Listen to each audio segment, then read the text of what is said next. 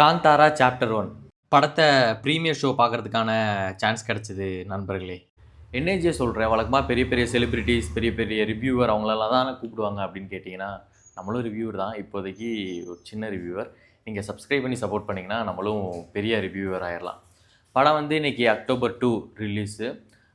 First day first show போகலான்னு நினச்சேன். இருந்தும் டைம்லாம் கொஞ்சம் கிடைக்காதனால சரி ஃபஸ்ட் வீக் பார்க்கலாம் அப்படின்னு தோணிட்டு இருந்துச்சு. ஆனால் எதிர்பாராத விதமாக படம் இன்றைக்கி தான் ரிலீஸு. ஆனால் நேற்றே நான் வந்து ப்ரிவ்யூ ஷோவில் பார்த்துட்டேன்.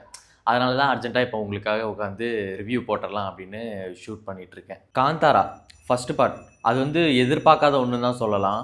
அதை நான் தேட்டரில் தான் பார்த்தேன். தேட்டரில் பார்த்துட்டு நிறைய பேத்துக்கு படத்தை வந்து சஜஸ்ட் பண்ணேன், இந்த மாதிரி படம் நல்லாயிருக்கு போய் பாருங்கன்னு சொல்லிட்டு. என்னோடய கசின்லாம் வந்து படத்தை வந்து பார்த்துட்டு நல்லா இல்லை அப்படின்னு சொல்லிட்டாங்க. ஏன் நல்லா இல்லை அப்படின்னு கேட்டால் அப்புறம் தான் தெரியுது அது வந்து தமிழில் பார்த்துருக்காங்க. இந்த மாதிரி படங்கள், அதுவும் முக்கியமாக இந்த காந்தாரா ஃபஸ்ட் பார்ட் வந்து தமிழில் பார்த்துருந்தீங்கன்னா, தமிழுக்கும் கன்னடாக்கும் அந்த வேர்ட்ஸ் எல்லாம் வந்து டப்டு பண்ணி அப்படியே டிரான்ஸ்லேட் பண்ணியிருப்பாங்க. இருந்துமே அந்த எமோஷன்ஸ், அந்த ஃபீலிங்ஸு, அந்த லேண்ட்ஸ்கேப் மோட்லாம் வந்துட்டு கனெக்ட் ஆகுமான்னு கேட்டால் அது கொஞ்சம் தூரத்தில் தான் இருக்கும். எக்ஸாம்பிள் இப்போது நீங்கள் மதுரைக்கு போகிறீங்களோ, இல்லை திருநெல்வேலிக்கு போகிறீங்களோ, இல்லை கோயம்புத்தூருக்கு வரீங்களோனா, ஒவ்வொரு ஊருக்கும் ஒவ்வொரு விதமான ஸ்லாங் இருக்கும், மாடுலேஷன்ஸ் இருக்கும். அந்த வைப்பு வந்து கொஞ்சம் வேறு வேறு மாதிரி இருக்கும். அதே மாதிரி தான் அந்த காந்தாரா வந்து அந்த ஊர் மக்களுக்கான அந்த லாங்குவேஜில், அந்த ஸ்லாங்கில், அந்த மாடுலேஷனில் சூப்பராக டெலிவரி பண்ணியிருப்பாங்க கன்னடாவில். அதை நம்ம தமிழில் பார்க்கும்போது கொஞ்சம் ஒட்டாமல் போகலாம். ஓகே, அந்த படம் வந்து ஒரு நல்ல எக்ஸ்பீரியன்ஸுங்க. கன்னடா இண்டஸ்ட்ரியில் கேஜிஎஃப் வந்து எப்படி ஒரு ட்ரேட்மார்க் செட் பண்ணிச்சோ, அந்த மாதிரி காந்தாராவும் ஒரு மார்க் செட் பண்ண படம் தான். இப்போ அந்த படத்துக்கு சாப்டர் 1 அது வந்து ரிலீஸ் பண்ணியிருக்காங்க. ட்ரெய்லர் வந்து ரீசெண்டாக ரிலீஸ் ஆகிடுச்சு. அதை பற்றியும் நான் வீடியோ போட்டிருப்பேன். ரிவ்யூக்குள்ளே போகிறதுக்கு முன்னாடி ஒரு சின்ன டிஸ்க்ளைமர் என்னென்னா, நீங்கள் இந்த படத்தை கண்டிப்பாக தேட்டரில் தான் பார்ப்பேன், யார் என்ன சொன்னாலும் நான் கண்டிப்பாக தேட்டர் போய் இந்த படத்தை பார்த்துருவேன் அப்படின்னா you can skip this video. இது மட்டும் இல்லை, எந்த ரிவ்யூவுமே பார்க்காதீங்க. ஃப்ளாட்டான ஒரு மைண்ட் செட்டோட போயிட்டு படத்தை எக்ஸ்பீரியன்ஸ் பண்ணிட்டு வாங்க. இல்லைப்பா நான் ரிவ்யூ பார்த்துட்டு அதுக்கேற்ற மாதிரி முடிவு பண்ணிப்பேன்னா, நீங்கள் ரிவ்யூலாம் பார்க்குறீங்கன்னா கண்டிப்பாக இந்த வீடியோவையும் நீங்கள் ஃபுல்லாக பார்க்கலாம். கவலைப்படாதீங்க, படத்தை பற்றி ஸ்பாய்லர்லாம் பண்ண மாட்டேன். ஸ்பாய்லர் இல்லாமல் தான் அந்த வீடியோவை கொண்டு போவேன். Film by Rishab Shetty. ரிஷப் ஷெட்டி தான் இந்த படத்தோட டைரக்டர். அதே நேரத்தில் அவர் தான் இதில் வந்து ஆக்டர். காந்தாராலேயே பார்த்தீங்கன்னா அவரோட ஆக்டிங் இதை ஃபுல் ஃப்ளெஜ்டாக வந்து புதுசாக பார்க்குறவங்களுக்கு எல்லாத்துக்குமே ஷோ பண்ணியிருப்பார். அதுக்கு முன்னாடியும் நிறையா படங்கள்லாம் நடிச்சிருக்காங்க. கன்னடா இண்டஸ்ட்ரி ஃபாலோ பண்ணுறீங்கன்னா உங்களுக்கு தெரியும். இதே தமிழ்லேருந்து ஃபஸ்ட் டைம் நீங்கள் இந்த கன்னடா படம் பார்க்குறீங்கன்னா அவர் எந்த அளவுக்கு அவருக்கு அந்த ஆக்டிங் ஸ்கில் இருக்குன்னு சொல்லிட்டு சூப்பராக ப்ரூவ் பண்ணியிருப்பார். அதுவும் காந்தாரா ஃபஸ்ட் பார்ட் அந்த கிளைமேக்ஸ்லாம் வரும்போது அதெல்லாம் ஆக்டிங்னே சொல்ல முடியாது, அவ்வளோ பியூராக பண்ணியிருப்பாங்க. அதே மாதிரி இந்த காந்தாரா 2லையும் அவரோட பர்ஃபார்மன்ஸ், சாப்டர் 1 அவரோட பர்ஃபார்மன்ஸ் சூப்பராக காமிச்சிருக்காங்க. அவரோட ஆக்டிங்னால எல்லாருக்குமே கூஸ்பம்ஸ் தான். காந்தாரா ஃபஸ்ட் பார்ட்லையுமே கிளைமேக்ஸ்லாம் செம கூஸ்பம்ஸ் ஆயிரும். இதில் அப்படியே வந்து டபுள் டைமாக வந்து நமக்கு அந்த கூஸ்பம்மை கொடுக்குற அளவுக்கு அவரோட ஆக்டிங் ஸ்கில்லு சான்ஸே இல்லைங்க. படம் முடிஞ்சு நிறைய பேர் வெளியே வரும்போதும் இவருக்கெலாம் கண்டிப்பாக நேஷ்னல் அவார்ட்லாம் வரணும் அப்படின்னு சொல்லிட்டு தேட்டரை விட்டு வெளியே வந்துட்டு இருந்தாங்க. அதுக்கப்புறம் ஃபீமேல் லீட் ரோல் யாருன்னு பார்த்தீங்கன்னா ருக்மணி. என்னோட பர்சனல் ஒப்பீனியன் சொல்கிறேன். எனக்கு ட்ரெய்லர் பார்க்கும்போது என்ன தோணுச்சுன்னா, ஏன்டா ருக்மணியை அப்படின்ற மாதிரி இருந்துச்சு. அது என்னன்னு தெரில. படம் பார்க்கும்போது வந்துட்டு ருக்மணிக்கு பதிலாக வேறு யாராவது போட்டிருக்கலாமோ அப்படின்னு எனக்கு தோணுச்சு, பர்சனலாக சொல்கிறேன். அவங்களோட ஆக்டிங் இதெல்லாம் வந்து குறை சொல்கிற அளவுக்கு எதுவும் நம்ம சொல்ல முடியாது. அவங்க வந்து சூப்பராக அவங்களோட அந்த ராவான அந்த ஃபேஷியல் எக்ஸ்ப்ரெஷன்ஸ்லாம் சூப்பராக காமிச்சிருந்தாங்க. ஆனால் படத்தில் அந்த கேரக்டராக ருக்மணியை வந்து அங்கே வச்சு பார்க்க முடியல. என்னடா இது அப்படின்ற மாதிரி சில சீன்ஸ் வந்து எனக்கு தோணுச்சு. அவங்க ஆக்டிங்லாம் நல்லா பண்ணியிருந்தாலும் இந்த ரோலுக்கு வந்து வேறு யாராவது இன்னும் கொஞ்சம் ஸ்ட்ராங்காக இது பண்ணியிருக்கலாமோ அப்படின்னு தோணுச்சு. ஏன்னா இவங்க ரொம்ப சாஃப்டாக, எனக்கு ருக்மணி பிடிக்கும், அதனால் ருக்மணியை வந்து இந்த கேரக்டரில் வச்சு பார்க்க முடியல. ரிஷப் ஷெட்டி, ருக்மணி வசந்த் இவங்க 2 பேரை தாண்டி நிறையா பேர் சூப்பராக ஸ்கோர் பண்ணியிருக்காங்க. படம் பார்க்கும்போது உங்களுக்கே தெரியும். படத்தோட சினிமாட்டோகிராஃபி என்ன ஃப்ரேமுங்க, நீங்கள் ட்ரெய்லர் பார்த்துருந்தீங்கனாலே தெரியும். ஒவ்வொரு ஃப்ரேமுமே நீங்கள் ஸ்லோ பண்ணி பார்த்தீங்கன்னா ஒவ்வொரு ஃப்ரேமுமே எவ்வளோ ஒர்க் பண்ணியிருக்காங்க அப்படின்றது சூப்பராக தெரியும். தியேட்டரில் அது பார்க்கும்போது உண்மையிலுமே செம்ம எக்ஸ்பீரியன்ஸுங்க. நான் வந்து இந்த படத்தோட கதைலாம் பார்க்க மாட்டேன், ஸ்க்ரீன் ப்ளேலாம் பார்க்க மாட்டேன். கொஞ்சம் எனக்கு ஆக்குபைடாக இருந்தால் போதும். நான் வந்து ஒரு தியேட்டரில் போய் ஒரு எக்ஸ்பீரியன்ஸ் பண்ணணுன்னா நீங்கள் கண்டிப்பாக இந்த படத்தை வந்து தியேட்டரில் பார்க்குறேங்க. தியேட்டர் எக்ஸ்பீரியன்ஸ் சூப்பராக இருக்கும். ஏன்னா விஷுவலாக நமக்கு வந்து சூப்பராக கொண்டு போயிருக்காங்க. ஆடியன்ஸோட வந்து அந்த கதை கனெக்ட் ஆகுதோ, இல்லை அந்த சீன்ஸ் கனெக்ட் ஆகுதோ, இல்லை அந்த கேரக்டர் வந்து கனெக்ட் ஆகுதோ, அதெல்லாம் வந்து ஒவ்வொருத்தவங்களுக்கும் ஒவ்வொரு மாதிரி இருக்கும். ஆனால் விஷுவலாக கண்டிப்பாக எல்லாருக்குமே செம்ம ட்ரீட்டாக இருக்கும். ஒவ்வொரு ஃப்ரேமுமே பார்த்து பார்த்து பண்ணியிருக்காங்க. பிரம்மாண்டமாக எடுக்கிறேன் அப்படின்றது மட்டும் நமக்காக எடுத்துகிட்டு வந்து முன்னால் அப்படியே போட்டு காட்டாம, அந்த பிரம்மாண்டத்தில் புதுசு புதுசாக என்னெல்லாம் காட்ட முடியும் அப்படின்னு காமிச்சிருக்காங்க. இதுக்கு முன்னாடி இந்த மாதிரி பிரம்மாண்டங்கள் வந்து நீங்கள் பார்த்துக்கலாம். தெலுங்கில் பார்த்துருக்கலாம், ஹிந்தியில் பார்த்துருக்கலாம். இருந்தும் கன்னடா ஃபிலிம் இண்டஸ்ட்ரியில் இந்த மாதிரி ஒரு படம் வர்றது ஃபஸ்ட் டைம் இவ்வளோ பிரம்மாண்டமாக. ஏன்னா விஷுவல்ஸ் வந்து அவ்வளோ சூப்பராக இருந்துச்சு. சிஜிஐ விஎஃப்எக்ஸ்லாம் ஒர்க் பண்ணியிருக்காங்க நிறையா. சில இடத்துல வந்து பிசிறு தட்டுது தான் டெக்னிக்கலாக.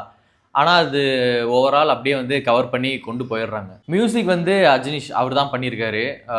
அதில் வந்து நம்மளால் எந்த குறையுமே சொல்ல முடியாது. படம் ஃபுல்லாக சூப்பராக கேரி பண்ணி கொண்டு போகிறதுல மியூசிக்கும் வந்து முக்கிய பங்கு இந்த படத்தில். சில இடத்துலலாம் கூஸ் பம்ப்ஸ் வருதுன்னா அது நமக்கு விஷுவலாகவும் சரி, அந்த ஸ்டோரி டெல்லிங் வைஸும் சரி, மியூசிக்கும் வந்து படத்துக்கு பெரிய ஆட் ஆன் தான். சரி, படத்துக்குள்ளே வா ஏஜிஎஸ் அப்படின்னு சொன்னீங்கன்னா சொல்கிறேன். ஸ்பாய்லர் இல்லை, ஃபஸ்ட்டே சொல்லிட்டேன்.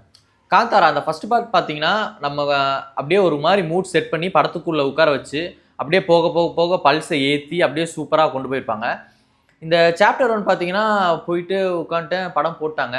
அந்த யூனிவர்ஸ்குள்ளே நம்மளை உட்கார்ந்து அந்த மூடை செட் பண்ணுறதுக்கு எனக்கு கொஞ்சம் டைம் ஆச்சு. ஒரு 30-40 மினிட்ஸ் கிட்ட ஆச்சு.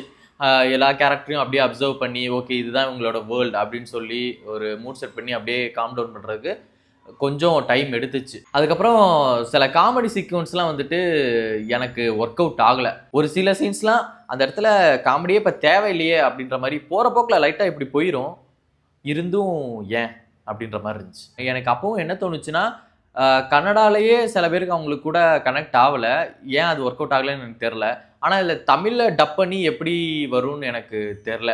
நீங்கள் தமிழில் பார்க்கணுன்னு நினச்சிட்டு இருந்தீங்கன்னா கொஞ்சம் முடிஞ்சால் கன்னடாவில் போய் பாருங்கள். நான் தான் ஃபஸ்ட்டே சொன்னேன்ல, அந்த மாடுலேஷன் ஸ்லாங்கு, அந்த வைப்பு, அப்புறம் அந்த என்ன சொல்கிறது, அந்த கோரான ஒரு இதெல்லாம் வந்துட்டு அந்தந்த லாங்குவேஜ்லேயே பார்த்தீங்கன்னா தான் கனெக்ட் ஆகும். ஸோ முடிஞ்சால் நீங்கள் கன்னடாலேயே பாருங்கள் படத்தை. இந்த மாதிரி படங்களில் வந்து நம்ம லாஜிக்லாம் பார்க்கக்கூடாது. இதில் லாஜிக் வந்து நீங்கள் பாருங்கள், பார்க்கலனா கூட ஓகே, அதெல்லாம் பிரச்சனை இல்லை, அப்படியே தள்ளி வச்சிடலாம். அது வந்து வேற ஒரு சீனை வச்சு கொஞ்சம் ஆக்குப்பைடாக இருந்துச்சுன்னா இன்னுமே பெட்டராக இருந்திருக்கும். அந்த சீன் அந்த டியூரேஷன் கொஞ்சம் இது பண்ணுமே அப்படின்னு சொல்லிட்டு அந்த ஃபில்லர்ஸ் போட்ட மாதிரி இருந்துச்சு நிறைய இடத்துல. இன்னும் சில இடத்துல இந்த சீனை வந்து தூக்கிட்டா பரவாயில்ல, தூக்கிட்டா கூட படம் எப்பவுமே டிஸ்டர்ப் ஆகாது, அது இல்லைனாலும் ஓகே தான் அப்படின்ற மாதிரி சில சீன்ஸ் எல்லாம் வச்சுருந்தாங்க. லாஜிக்லாம் தள்ளி வச்சுருங்க ஓகே, ஆனால் சில சீக்வன்ஸ் வந்து விஷுவலாக வந்துட்டு கொஞ்சம் தெலுங்கு படம் மாதிரிலாம் இடையில வந்துட்டு போச்சு. என்ஏஜிஎஸ் இந்த மாதிரி பீரியாடிக் ஃபிலிம்ஸு, ஃபேண்டசி ஃபிலிம்ஸ்லாம் அதெல்லாம் நம்ம பார்க்கவே கூடாது அப்படின்னு சொன்னீங்கன்னா கரெக்ட், அதெல்லாம் நம்ம பார்க்கவே கூடாது. அப்படி தான் இருக்கும், அப்படி தான் இருக்கணும். ஆனால் அது படத்துக்கு எந்த ஒரு வேல்யூமே சேர்த்த மாதிரி இல்லை. விஷுவலாக அதை காமிச்சிட்டே இருக்காங்க. ஆனால் எதுக்கு இது கதைக்கு வந்து எந்த அளவுக்கு யூஸ்ஃபுல்லாக இருக்குது, எந்த அளவுக்கு அது வந்து ஆட் ஆனாக இருக்குன்னு கேட்டால் அது ஒரு கொஸ்டின் மார்க் தான். டியூரேஷன் இன்னும் கொஞ்சம் கம்மி பண்ணியிருந்தா அப்படியே கிரிப்பாக இருந்திருக்குமோ என்னமோ. படத்தோட ஸ்டோரி லைனும் லைட்டாக அப்படியே ஒரு மாதிரி தான் போச்சு. அதெல்லாம் அப்படியே போயிட்டுருக்கு. அப்படியே இன்டர்வல் வருது. இன்டர்வலுக்கு அப்புறம் பார்த்தீங்கன்னா படம் இன்னும் கொஞ்சம் கிரிப் ஆகுது. கூஸ்பம் சீன்ஸ்லாம் நிறையா வருது. விஷுவலாக அவங்க காமிச்சிடுறதாங்க ஆடியன்ஸ் எல்லாத்தையுமே உட்கார வச்சு ஸ்க்ரீனை விட்டு கண்ணு வெளியே போகாமல் பார்க்க வைக்கிது. அப்படியே கிளைமேக்ஸ் வந்தோன்னு வைங்க, கிளைமேக்ஸ் வந்து ஃபுல் பேக்டு தான். நீங்கள் விஷுவலாக சரி, சவுண்ட் டிசைன் வைஸ் சரி, ஸ்க்ரீன் பிளே வைஸ் சரி, செம்ம எக்ஸ்பீரியன்ஸுங்க. அந்த என்ன சொல்கிறது, டெவோஷ்னலாக அவங்க எந்த அளவுக்கு கொடுக்க முடியுமோ, எந்த அளவுக்கு பியூராக அந்த மக்களோட ஒரு இதை காட்ட முடியுமோ அந்த அளவுக்கு காமிச்சிருப்பாங்க. நான் உங்களுக்கு எதையுமே ஸ்பாய்லர் பண்ணிடக்கூடாதுன்னு மேலாப்பில் சொல்லிட்டு இருக்கேன். அப்புறம் கிளைமேக்ஸில் அந்த வராக ரூபம் சாங் வரும்போதெல்லாம் ஃபர்ஸ்ட் பார்ட் பார்க்கும்போது என்ன எக்ஸ்பீரியன்ஸை தேட்டரில் ஃபீல் பண்ணணும் அதே மாதிரி இதுலேயும் ஃபீல் பண்ண முடிஞ்சு. நான் ஃபஸ்ட்டே சொன்ன மாதிரி அதில் நமக்கு கூஸ் பம்ப்ஸ் அதெல்லாம் இருந்துச்சுன்னா இது அப்படியே சாப்டர் 1 செகண்ட் பார்ட்னால அப்படியே நமக்கு எல்லாமே டபுளாக இருக்குது. கிளைமேக்ஸ் கிட்டலாம் எல்லாமே டபுளாக இருக்குன்னா பார்த்துக்கோங்களேன். ஸ்க்ரீனை விட்டு கண்ணு எடுக்க முடியல. என்னடா நடக்குது, எப்படி இப்படி அப்படிலாம் நமக்கு ரொம்ப தோண ஆரம்பிச்சிடும். ரொம்பவுமே என்ன சொல்கிறது, இம்பேக்டாகவும் இருந்துச்சு, அதே நேரத்தில் விஷுவலாக சூப்பராக இருந்துச்சு. ரிஷப் ஷெட்டிக்கு இந்த நேரம் நம்ம உண்மையிலுமே ஹேட்ஸ் ஆஃப் தாங்க. அது நடிப்பு மாதிரியே இல்லை. அந்த சாமி வர்றதெல்லாம் பண்ணணும்ல, அது வந்து பண்ணலாம் என்னதான் நடிப்பாக இருந்தாலும். ஆனால் அது பிசிறு தட்டாமல் உண்மையிலுமே சாமி வந்தால் நம்ம ஊர் சைட்லாம் பார்த்துருப்போம்ல, சாமி வந்தவங்களோட எக்ஸ்பிரஷன் எப்படி இருக்கும், அவங்க வந்து எப்படி மற்றவங்கள ட்ரீட் பண்ணுவாங்க, அவங்களோட கண், அவங்களோட உடம்பு, கை கால்லாம் எந்த அளவுக்கு இருக்குமோ அதெல்லாம் ரொம்பவுமே பார்த்து பார்த்து பண்ணியிருக்காங்க. அது வந்து நடிப்புன்ற மாதிரியே இருக்காது. உண்மையிலுமே சாமி வந்தால் எப்படி அவங்க வந்து இருப்பாங்களோ அந்த மாதிரி தான் இருந்துச்சு. லாஸ்ட் ஒரு 10-15 மினிட்ஸ்லாம் அப்படியே ஆடியன்ஸோட பல்ஸ் எல்லாம் கண்ட்ரோல் எடுத்துட்டாரு. அந்த அளவுக்கு இருந்துச்சு பர்ஃபார்மன்ஸ். பக்கத்தில் இருந்தவங்களாம் கிளைமேக்ஸில் அழுக ஆரம்பிச்சிட்டாங்கன்னா சோகமான சீன் அப்படிலாம் கிடையாது. அந்த அவங்க காமிச்சிருக்க விதம், அந்த டிவைன், அந்த பியூரான ஒரு டெவோஷனல் மோட் இருக்கும்ல, அதை வந்து தியேட்டரில் செம்ம எக்ஸ்பீரியன்ஸுங்க அது. அதுவும் நீங்களாம் ரொம்ப பக்தியாலாம் படத்தை பார்த்தீங்கன்னு வைங்களேன், உங்களை வேற மாதிரி ஒரு மைண்டுக்கு உள்ளாக்கிடும் படம் முடியும் போது அடுத்த ஒரு இதுக்கு ஒரு சின்ன லீடு கொடுத்து எதிர்பார்ப்போட முடிச்சிட்டாங்க. அது நல்லா இருந்துச்சு. எனக்கு ஸ்பாய்லர் பண்ணுறது சுத்தமாக பிடிக்காது.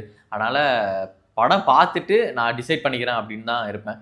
நீங்களும் அப்படியே இருங்க. ரிவ்யூவை பார்த்துட்டு படம் நல்லா இருக்கணும் போகாதீங்க. ரிவ்யூவை பார்த்துட்டு இது நல்லா இருக்காது போல அப்படின்னு வீட்லேயும் இருக்காதீங்க. சொல்கிறதெல்லாம் கேளுங்க, ரிவ்யூ மேலாப்பில் அப்படியே பாருங்கள். ஆனால் படம் பார்க்கணுமா வேண்டாமா அப்படின்றத நீங்கள் டிசைட் பண்ணுங்கள். ஓகேவா? சரி, ஓவரால் படம் எப்படி இருக்கு ஏஜஸ் அப்படின்னு கேட்டிங்கன்னா, ஓகே, குட் ஒன். தியேட்டரில் போய் பார்த்தீங்கன்னா செம்மையான ஒரு விஷுவல் எக்ஸ்பீரியன்ஸ்.